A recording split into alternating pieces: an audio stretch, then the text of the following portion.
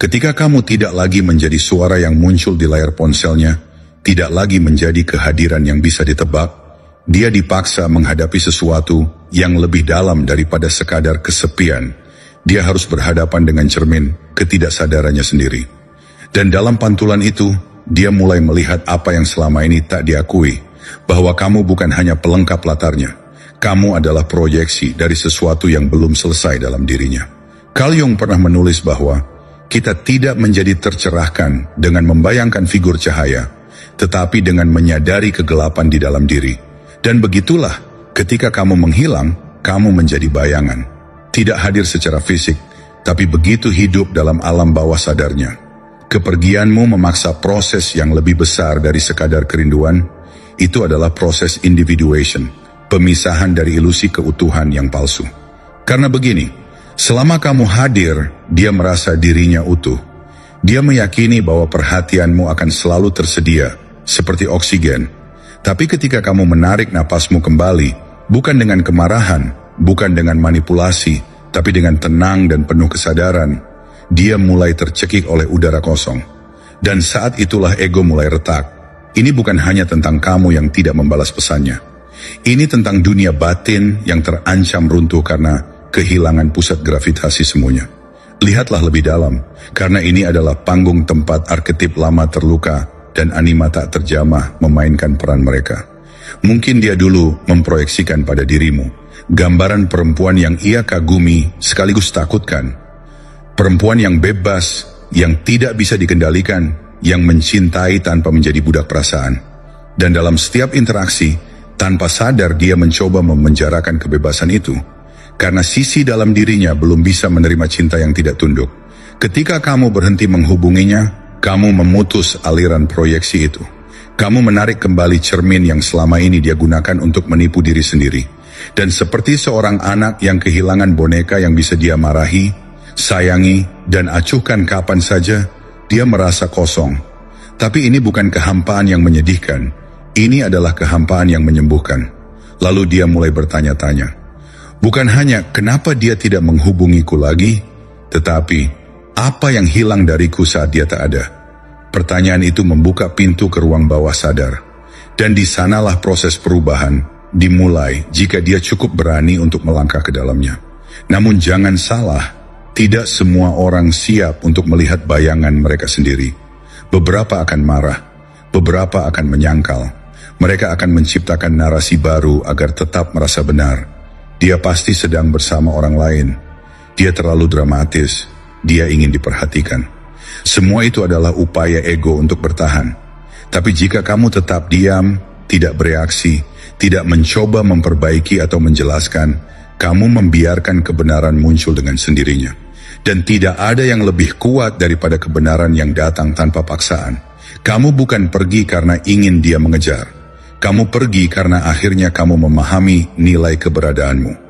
Dan dalam keberanian untuk melepaskan, kamu mengaktifkan kekuatan feminin terdalam, energi yang tidak mendominasi, tapi juga tidak tunduk, yang tidak bergantung pada validasi, tapi juga tidak membenci kedekatan. Ini adalah posisi tengah yang hanya bisa ditemukan oleh mereka yang telah menyentuh luka batin mereka dan memilih untuk tidak menjadi budak darinya. Jadi, jika kamu bertanya-tanya apakah dia akan menyadarinya saat kamu berhenti menghubunginya, ya, dia akan. Tapi bukan dengan cara yang dangkal. Dia akan merasakannya di dalam ruang sunyi yang dulu dipenuhi oleh kehadiranmu. Dan saat itu kesadaran akan menyeretnya ke dalam perjumpaan dengan dirinya sendiri. Ini bukan akhir.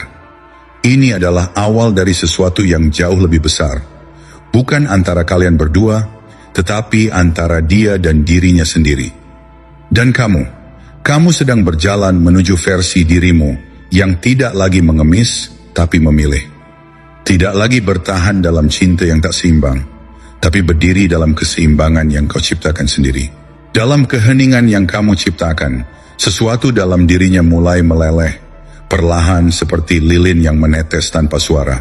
Ia tidak menyadari sejak kapan mulai menunggu pesan darimu, sejak kapan detak jam terasa lebih keras setiap kali layar ponselnya tetap kosong. Tapi ini bukan hanya tentang perasaan kehilangan. Ini tentang realitas psikologis yang tak bisa lagi ia tangkal. Ketika kamu hadir, ia mungkin merasa kuat, tapi kenyataannya, kehadiranmu adalah topangan bagi luka-luka yang belum sembuh dalam dirinya. Kamu adalah saksi yang terlalu terang bagi bayangan yang ingin ia sembunyikan. Dan kini, tanpa kehadiranmu sebagai pantulan, ia harus menatap langsung pada dirinya sendiri. Tidak ada lagi pantulan, hanya dirinya sendiri dan kekosongan. Dalam psikologi Jungian, kita mengenal konsep proyeksi, kecenderungan kita untuk menempatkan aspek diri yang belum kita sadari ke dalam diri orang lain. Kamu tanpa sadar mungkin telah menanggung beban menjadi proyeksi animanya, citra ideal feminin yang menjadi bayangan dalam benaknya, yang ia kagumi dan taklukkan sekaligus. Tapi ketika kamu berhenti merespons, kamu juga menarik kembali cermin tempat ia bercermin. Dan saat itulah proyeksi hancur. Yang tertinggal adalah kerapuhan. Apa yang terjadi ketika proyeksi runtuh? Ia tak lagi bisa memandangmu sebagai objek luar yang bisa dikejar, dimenangkan, atau ditenangkan. Ia harus mulai melihat bahwa yang selama ini ia cari di luar, dalam dirimu, adalah bagian dari dirinya sendiri yang belum ia kenali. Dan disinilah rasa rindu bukan hanya tertuju padamu, tetapi pada bagian dalam dirinya yang belum pernah disentuh. Sementara itu, kamu dengan keberanian untuk diam, telah melangkah lebih jauh dari sekadar menarik diri. Kamu telah memulai shadow work, pekerjaan sunyi menghadapi dirimu sendiri, menatap luka-luka lama yang membuatmu terus memberi lebih dari yang kamu terima. Diammu bukan pasif, itu adalah bentuk kekuatan baru. Diammu adalah penolakan untuk terus memainkan peran sebagai penyembuh bagi seseorang yang tak ingin sembuh.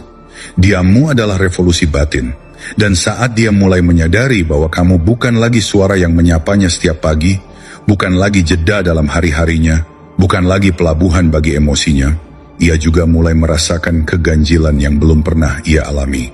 Kamu tidak lagi bisa dikendalikan. Kamu telah mengambil kembali kekuasaan atas energimu sendiri. Dan itu, dalam dunia emosional laki-laki yang belum matang secara psikologis, adalah hal yang mengguncang, tapi jangan tertipu.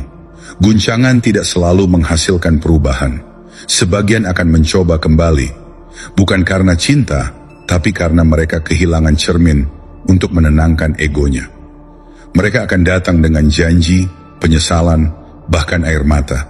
Tapi dengarkan baik-baik, perubahan sejati tidak pernah datang dari kekosongan. Itu datang dari kesadaran yang tumbuh dalam keheningan. Dan jika ia kembali hanya karena kehilangan rasa nyaman yang dulu kamu berikan, bukan karena ia telah tumbuh, itu bukan cinta, itu ketergantungan. Di titik ini, kamu harus mengajukan pertanyaan penting. Apakah kamu ingin dicintai, atau hanya diinginkan? Keinginan bisa muncul dari luka, dari ego, dari kesepian. Tapi cinta sejati hanya lahir dari integritas diri, dari dua manusia yang telah menyatu dengan bayangannya masing-masing, lalu bertemu bukan untuk saling melengkapi, tapi untuk saling merayakan. Dan cinta seperti itu tidak lahir dari hubungan yang penuh permainan tarik ulur. Ia lahir dalam ruang di mana dua jiwa saling melihat dan tetap memilih tanpa keterpaksaan. Jangan heran jika dia mulai muncul kembali dengan pesan-pesan samar, dengan alasan-alasan kecil untuk menghubungi. Tapi lihat matanya, bukan kata-katanya. Lihat tindakan dan konsistensinya, bukan janji yang terucap dalam detik kelemahan. Karena jika dia belum berdamai dengan bayangannya, maka kedatangannya bukanlah kebangkitan, melainkan pengulangan. Sementara itu, kamu punya pilihan. Apakah akan kembali pada lingkaran lama yang pernah memenjarakanmu, ataukah melangkah lebih jauh ke dalam proses individuation, menjadi dirimu yang utuh, tak lagi mencari konfirmasi dari kehadiran orang lain? Ketika kamu tidak lagi menghubunginya, kamu bukan hanya menciptakan jarak, kamu menciptakan kemungkinan baru. Kamu menciptakan ruang untuk bertumbuh bagi kalian berdua, meskipun mungkin tidak lagi bersama. Dan jika dia sungguh tergerak oleh kehilangan itu, maka ia akan masuk ke dalam keheningannya sendiri. Dan kembali bukan sebagai orang yang sama. Tapi kamu tak perlu menunggu itu terjadi. Karena pemberdayaan sejati bukan tentang apakah dia sadar atau tidak. Pemberdayaan sejati adalah ketika kamu bisa berdiri dalam kesendirian dan merasa damai. Saat kamu tidak lagi menghubunginya, kamu sebenarnya telah membuka pintu yang selama ini tertutup rapat. Bukan di antara kamu dan dia, tetapi antara dia dan sisi terdalam dirinya sendiri. Untuk pertama kalinya, ia dipaksa menatap kekosongan yang biasanya diisi oleh kehadiranmu. Dan dalam kekosongan itu, suara-suara lama yang terkubur mulai muncul. Ketakutan akan ditinggalkan, luka masa kecil yang tak pernah sembuh, dan rasa malu yang selalu ia sembunyikan di balik sikap tenang atau percaya diri. Jangan salah, kepergianmu bukan hanya membuatnya rindu, itu menciptakan keretakan dalam narasi yang ia bangun tentang siapa dirinya. Karena selama kamu hadir, dia merasa memiliki tempat yang aman untuk menyalurkan emosi yang bahkan tidak bisa ia pahami. Kamu adalah tempat penampung bayangan, dan kini tanpa kamu, dia harus belajar menampung dirinya sendiri. Tidak semua orang siap untuk itu. Sebagian akan mencoba mencari pengganti dengan cepat. Mereka akan terlihat seolah-olah tidak terpengaruh, berpura-pura bahagia, sibuk menunjukkan bahwa hidup mereka berjalan seperti biasa. Tapi ini hanyalah mekanisme pertahanan ego yang ketakutan kehilangan kendali. Jung menyebutnya kompensasi. Ketika kesadaran tidak bisa menerima kenyataan, alam bawah sadar akan menciptakan ilusi kebalikannya. Namun ilusi cepat atau lambat akan runtuh. Sementara itu, kamu mungkin merasakan godaan untuk kembali, rasa bersalah, rasa rindu, atau sekadar keinginan untuk mengecek apakah dia masih peduli. Tapi disinilah letak ujianmu. Apakah kamu akan kembali karena luka yang belum selesai, atau tetap diam karena kamu tahu dirimu sedang disembuhkan? Kamu bukan perempuan yang mudah dilupakan, bukan karena penampilanmu, bukan karena apa yang kamu berikan, tapi karena kehadiranmu membawa cahaya yang menyingkap sisi dirinya, yang bahkan dia sendiri tak mampu pahami. Kamu hadir bukan hanya sebagai pasangan emosional, tapi sebagai cermin spiritual. Dan itu tidak bisa digantikan, karena kamu tidak hanya memenuhi keinginannya, kamu menantang jiwanya. Dan ketika kamu menantang jiwa seseorang, kamu tidak akan mudah dilenyapkan dari ingatannya. Tapi apakah itu cukup untuk kembali padanya? Di dunia yang haus validasi, diammu adalah bentuk pemberontakan. Ketika orang lain berteriak untuk didengar, kamu memilih untuk membungkam segala bentuk keraguan dengan keheningan yang anggun. Ini bukan tentang permainan, ini tentang batas. Ini tentang memilih untuk tidak mengemis tempat dalam kehidupan seseorang yang tak tahu cara menghargai hadirmu.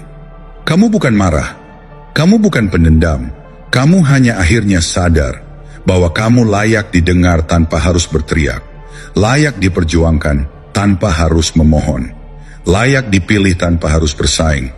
Ingat, banyak pria bisa merindukanmu, tapi hanya pria yang telah bertumbuh yang bisa menghargaimu. Karena penghargaan sejati hanya datang dari kesadaran, bukan dari kehilangan sesaat. Dan jika kepergianmu hanya melukai egonya, maka tidak ada yang akan berubah. Tapi jika kepergianmu menyentuh jiwanya, maka dia akan dibentuk ulang oleh keheningan itu. Apakah kamu tahu betapa kuatnya dirimu saat tidak lagi takut kehilangan seseorang yang bahkan tidak pernah benar-benar memilikimu? Bayangan yang dulu kamu kejar, perhatian, pembuktian, kepastian, semua itu berasal dari luka lama dalam dirimu yang merindukan validasi eksternal.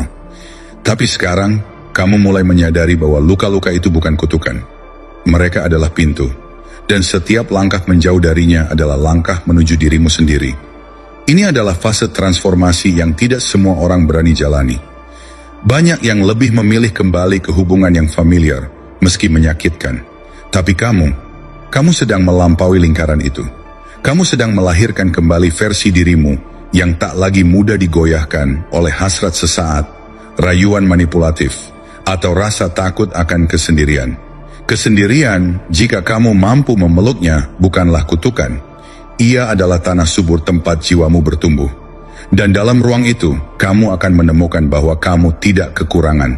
Kamu hanya pernah salah memberi. Ketika dia menyadari bahwa kamu tidak lagi menghubunginya, dan bahwa kamu tidak sedang menunggu di ujung sana, itulah saat di mana ia harus memutuskan. Apakah ia akan naik level secara emosional, atau kembali mundur ke pola lama? Itu bukan lagi urusanmu.